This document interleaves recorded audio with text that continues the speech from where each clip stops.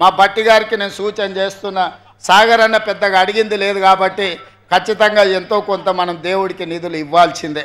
ఎందుకంటే ఆయన ఏం పెద్దగా అడిగే టైప్ కాదు. ఆదిలాబాదు దత్తత తీసుకోమన్నాడు, తప్పకుండా తుమ్మిడిహెట్టి దగ్గర సాగునీటి ప్రాజెక్టు కట్టించి గోదావరి జలాలను తరలించి ఆదిలాబాద్తో పాటు కరీంనగర్ జిల్లాను కూడా అభివృద్ధి పదం వైపు నడిపించే కార్యక్రమాలు ఉత్తమ్ కుమార్ రెడ్డి గారు తీసుకోబోతున్నారు. ఇవాళ మిత్రులారా, ఇవన్నీ పనులు జరుగుతున్నాయి. ఇవన్నీ ఈరోజు మనం ఇక్కడ కూర్చొని మాట్లాడుకుంటున్నాం. మీరు అడగగలుగుతున్నారు, మీరు విజ్ఞప్తి చేయగలుగుతున్నారు అంటే ఈనాడు తెలంగాణ రాష్ట్రంలో ప్రజా పాలన ఉంది, ప్రజా ప్రభుత్వం ఉంది. సంవత్సరం పూర్తి చేసుకున్న సందర్భంగా ఈ సంవత్సరం మీకోసం రోజుకు 18 గంటలు కష్టపడుతూ ఎక్కడ చూడకుండా చెమట తీస్తూ పని చేస్తుంటే కొంతమంది కడుపు నొప్పితో, లేకపోతే భవిష్యత్తు వాళ్ళకు లేదు, ఇక చీకటి మయమైందని తప్పుడు ప్రచారాలు చేస్తున్నారు. పెద్దలు కొంతమంది కలిస్తేనే ఏమున్నారా మీరు చేసింది కూడా చెప్పుకోలేకపోతున్నారు. 10 ఏళ్ళు మోసం చేసినోడే ఇవాళ బజార్ల మీదకి వచ్చి మీరేం చేయలేదని మిమ్మల్ని అంటున్నారు.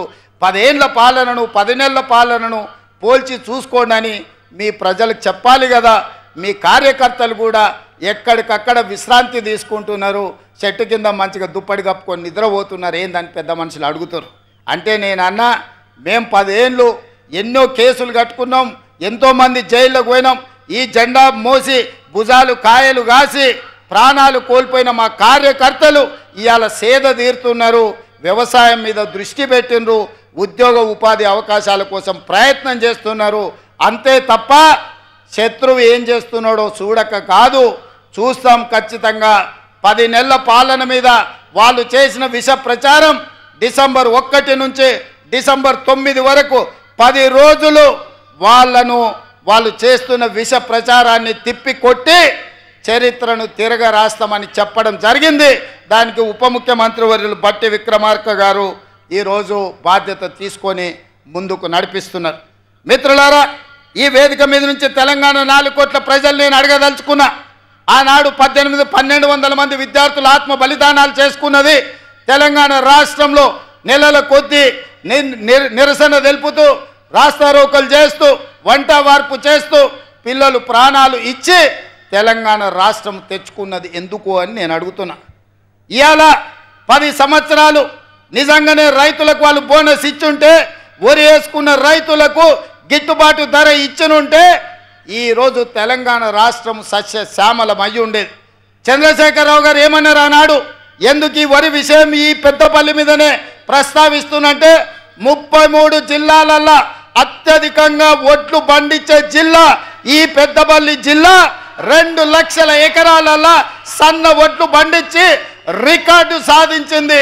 95% ఈడ రైతుల ఖాతాలో డబ్బులు పడ్డాయి. సన్న ఒడ్లు పండించిండ్రు, వాళ్ళకు 500 రూపాయల బోనస్ వచ్చింది. ఇవాళ గిట్టుబాటు ధరతో పాటు బోనస్ కూడా తెలంగాణ రాష్ట్రంలో తెచ్చుకుంటున్నాం. ఇదే కాదు, తెలంగాణ ఉద్యమమే ఉద్యోగ ఉపాధి అవకాశాలు. 10 ఏళ్ళు వాళ్ళు ఇవ్వలేదు. ఇవాళ 10 సంవత్సరాల తర్వాత మనం అధికారంలోకి వచ్చిన ఎంబడే మొత్తంగా ఒక్క సంవత్సరంలో 55,143 ప్రభుత్వ ఉద్యోగాలను నిరుద్యోగ యువకులకు అందించడం ద్వారా దేశంలోనే రికార్డు నెలకొల్పిన రాష్ట్రం తెలంగాణ రాష్ట్రం. అందులో ప్రధానంగా హోంశాఖ కావచ్చు, విద్యాశాఖ కావచ్చు, గ్రూప్ 1 కావచ్చు, వైద్య ఆరోగ్య శాఖ కావచ్చు, బీసీ సంక్షేమ శాఖ కావచ్చు, ఎస్సీ అభివృద్ధి శాఖ కావచ్చు, మైనారిటీ సంక్షేమ శాఖ కావచ్చు, ఎస్టీ సంక్షేమ శాఖ కావచ్చు, నీటిపారుదల శాఖ కావచ్చు, రెవెన్యూ శాఖ కావచ్చు, పంచాయతీరాజ్ గ్రామీణాభివృద్ధి శాఖ కావచ్చు, ఇంధన శాఖ కావచ్చు, ఉన్నత విద్యాశాఖ కావచ్చు, రవాణా రోడ్లు భవనాల శాఖ కావచ్చు, పురపాలక పట్టణ అభివృద్ధి శాఖ కావచ్చు, పశు సంవర్ధక మత్స్య డైరీ శాఖ కావచ్చు, వ్యవసాయ సహకార శాఖ కావచ్చు. మిత్రులారా, ఈ శాఖలల్లో మన ప్రభుత్వం ఇందిరమ్మ రాజ్యంలో మొదటి సంవత్సరం 55,143 ఉద్యోగ పత్రాలు, నియామక పత్రాలు, ఈనాడు గ్రూప్ 4 8,084 మంది నియామకాలతో 55,143 ఉద్యోగాలను ఇవాళ మన ప్రభుత్వం ఇచ్చింది. పెద్ద ఎత్తున చప్పట్లు కొట్టండి. బట్టి విక్రమార్క గారు నిధులు మంజూరు చేస్తేనే, మంత్రివర్గం ఆమోదిస్తేనే 55,143 ఉద్యోగాలు నేను ఇవ్వగలిగిన ఈ దేశానికే గొప్ప రికార్డు. ఈ దేశంలో నేను సూటిగా కిషన్ రెడ్డి గారిని సవాలు విసురుతున్నా, లేకపోతే బండి సంజయ్ గారు మీ పక్కనే ఉంటారు, బండి సంజయ్ గారు, కిషన్ రెడ్డి గారు, నేను సవాలు విసురుతున్నా. నరేంద్ర మోడీ గారు 14 సంవత్సరాలు గుజరాత్ ముఖ్యమంత్రిగా ఉన్నాడు, 11 సంవత్సరాల నుంచి వారు ప్రధానమంత్రిగా ఉన్నారు. 25 సంవత్సరాలల్లా గుజరాత్ రాష్ట్రంలో ఏ ఒక్క సంవత్సరమైనా మేము ఈ మొదటి సంవత్సరంలో ఇచ్చిన 55,000 ఉద్యోగాలు ఇచ్చిండ్రా? నేను సవాలు విసురుతున్న, చర్చకు సిద్ధమా? మేము వస్తాం గుజరాత్, మా నిరుద్యోగ యువకుల్ని తీసుకొని మీ ప్రభుత్వంతో అధికారిక కార్యక్రమం పెట్టండి, లేదా మీ నాయకుడు నరేంద్ర మోడీని తెలంగాణకు ఆహ్వానిస్తున్నాం, ప్రత్యేక విమానం ఏర్పాటు చేస్తాం, వారి రమ్మనుండ్రి, సచివాలయంలో చర్చ పెడతాం.